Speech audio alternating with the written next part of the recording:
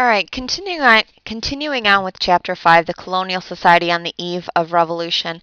Once again, this is that change over time chapter from 1700 to 1775.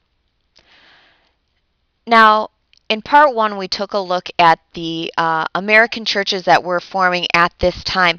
This is going to be important simply because of this new era known as the Great Awakening. And this is probably one of the most important things that we need to learn about in this chapter. This is a go-to question on the AP exam. The Great Awakening, what we start to see during this time is that religious fervor, that religiosity from those past generations was starting to weaken. People weren't as religious during this period as they were, say, from that John Winthrop City Upon a Hill generation. So people were moving further away from the church. The church didn't have as strong of a hold on people, and so people were not necessarily as religious throughout all of the colonies as they had once been.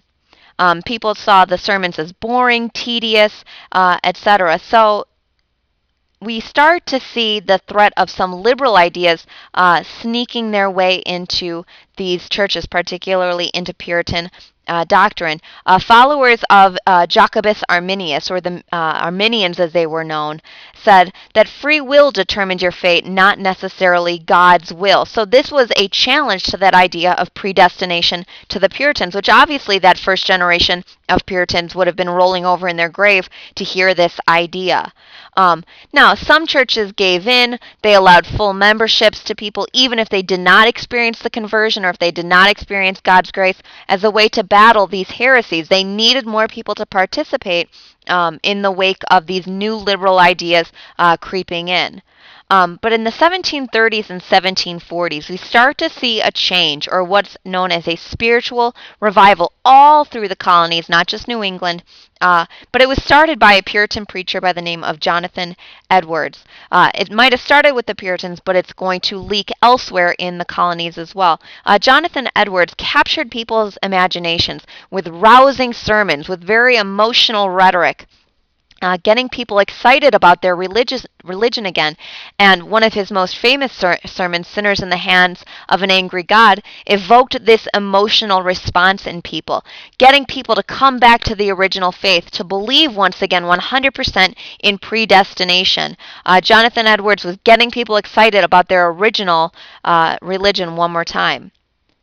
Now, moving beyond Jonathan Edwards, we see people like George Whitefield taking his message on the road in open-air tent revivals, bringing his message to the masses and saving people, quote-unquote, in huge religious revivals all over the American colonies, using emotion, using theatrics to get people to feel the religiosity coursing through them again. And people would writhe on the ground in religious ecstasy, excited over their religion again. Now, with this Great Awakening, while this is the first two guys are focusing on the Puritans, this is not strictly a Puritan idea. We see this throughout all of the denominations, bringing people back to their original religion. And we see this split almost within the churches between the group known as the New Lights. These are people that believed in this, that were using this emotional theatrics, that were going to these open-air revivals. They were part of the New Light group. On the other hand, you see this group of Old Lights. These are the old-timers. They're kind of skeptical of how emotional these sermons are, and they're very skeptical of the people who are converting back to their religion. They don't think it's true. They don't think it's real. They think they're just caught up in the religious ecstasy of these open-air revivals. So this division between the New Lights and the Old Lights, regardless of the denomination, started to create divisions within the American churches at this time. Here you see this is a picture of George Whitefield giving one of his rousing sermons, people very excited, listening with rapt attention. Now, with the Great Awakening, why we remember this and why this is so important is simply because there is a revitalization. Americans are getting back into religion again, more so than they had for the last 70 or 5 years or so. And what we also start to see beyond these breaks within the churches is the focus on missionary work, bringing new types of people to the religion, focusing primarily on Native Americans and slaves, bringing them to their religion through these emotional theatrical performances or sermons or whatever you want to call it, which also only led to the skepticism on the part of the old lights, because these aren't the right kind of people joining their religion again.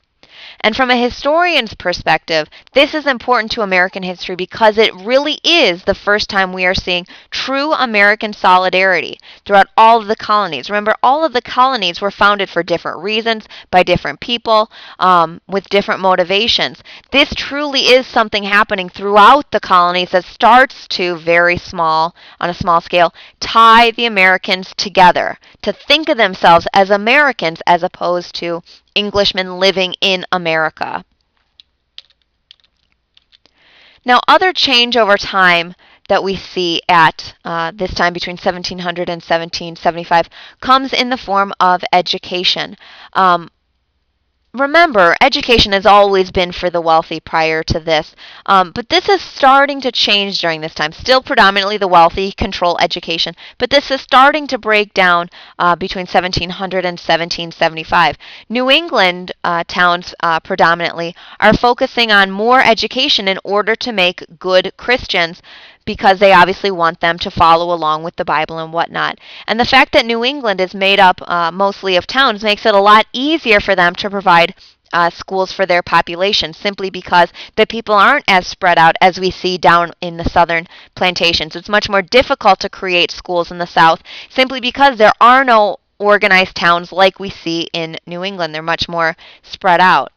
So we do start to see some change. And as we get closer and closer to about 1750 or so, the focus starts to shift away from rote memorization and do what I tell you, and more towards independent thinking, getting people to focus on reasoning, to think for themselves, to learn live languages, and to participate in government. Now, while the idea of rote memorization is not gone, obviously, we are starting to see a change. And in 1751, the University of Pennsylvania was founded as the first non-sectarian college. This means it didn't have a religious affiliation. Remember, we've already seen the creation of William and Mary to train Anglican ministers. We've already seen the creation of Harvard to train Puritan ministers. This is the first non-sectarian college. Now, another major change that we see during this period of time comes with newspapers. For the most part, most colonists, they were too busy or too poor to read books. If a colonist owned a book, it obviously was going to be the Bible. People didn't have libraries like we have today at this time.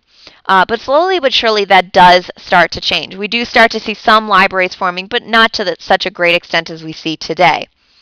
For the most part, if Americans had something to read, it was going to be a pamphlet, a journal, a newspaper, or leaflets, most of it focusing on European news, colonial grievances, etc. And that's what people had to read.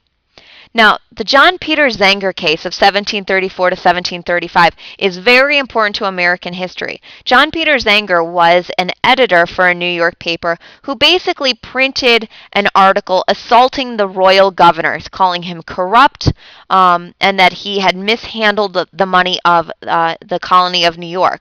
Now, he was charged with seditious libel. Libel means lying in print. Seditious or sedition is another way of saying treason. So he's charged with treasonous lying in a newspaper, essentially.